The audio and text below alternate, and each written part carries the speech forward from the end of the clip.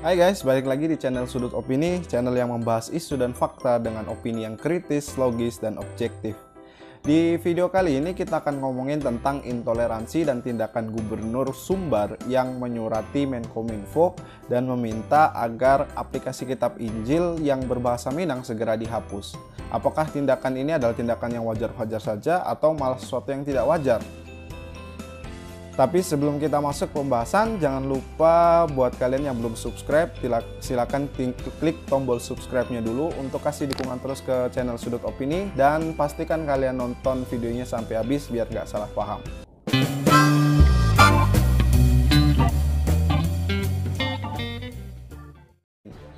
Sumatera Barat adalah provinsi yang memiliki masyarakat muslim mayoritas.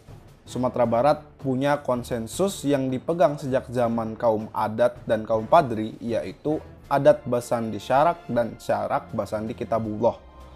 Atas dasar hal tersebut, Gubernur Sumatera Barat, Bapak Irwan Prayitno, menyurati Kominfo untuk menghapus aplikasi Injil yang berbahasa Minang, karena dianggapnya sangat bertolak belakang dengan masyarakat Minang yang mayoritas beragama Islam dan memakai falsafah adat Basandi Syarak, Syarak Basandi Kitabullah.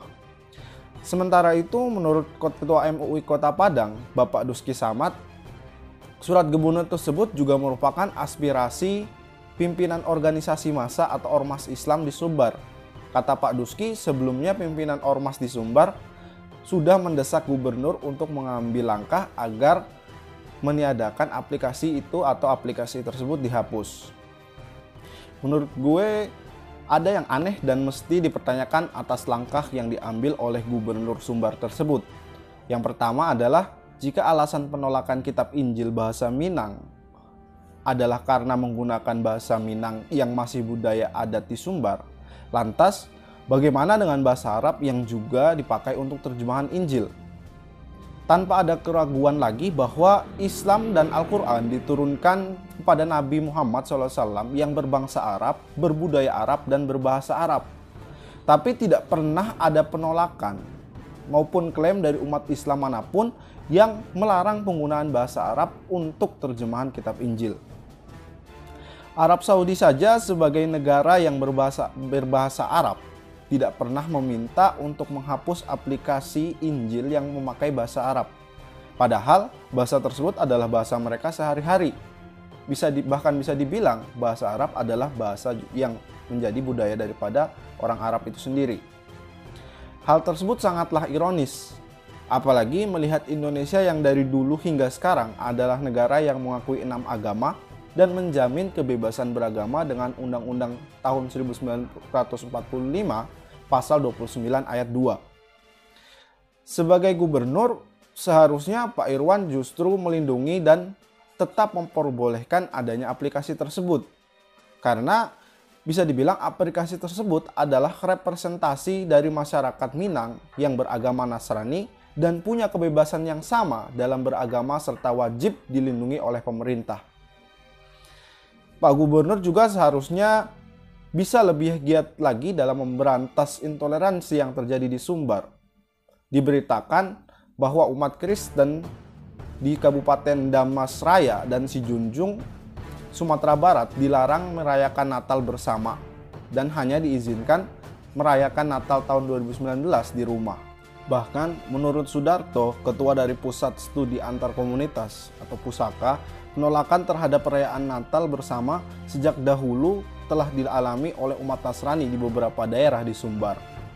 Hal-hal tersebut adalah pekerjaan besar bagi seorang gubernur dan pemerintahan di Sumbar tentunya. Sebisa mungkin harusnya pemerintah Provinsi Sumbar bisa turun tangan untuk menyelesaikan kasus pelarangan Natal bersama tersebut.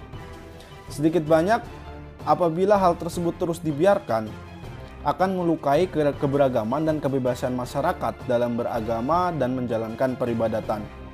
Sebagai mayoritas pun seharusnya umat muslim di Sumbar bisa mengayomi dan menjaga hak-hak peribadatan bagi umat agama lain. Karena setahu saya, begitulah seharusnya orang Islam berperilaku. Wajah Islam yang ramah dan jauh dari diskriminatif harusnya ditunjukkan juga oleh ormas-ormas Islam di Sumbar. bukan malah mengusulkan agar aplikasi Injil yang berbahasa Minang untuk dihapus. Tindakan tersebut malah bisa dibilang sebagai tindakan yang arogan dan cenderung mengabaikan hak-hak umat Nasrani yang juga bersuku Minang. Dan sebagai penutup di video ini, gue ingin nyampein kepada umat Nasrani yang hatinya sedang terluka, menangis karena terkungkung dalam mayoritas. Gue berharap video ini bisa sampai ke mereka. Gue ingin nyampein, please saudaraku umat Nasrani, bersabarlah.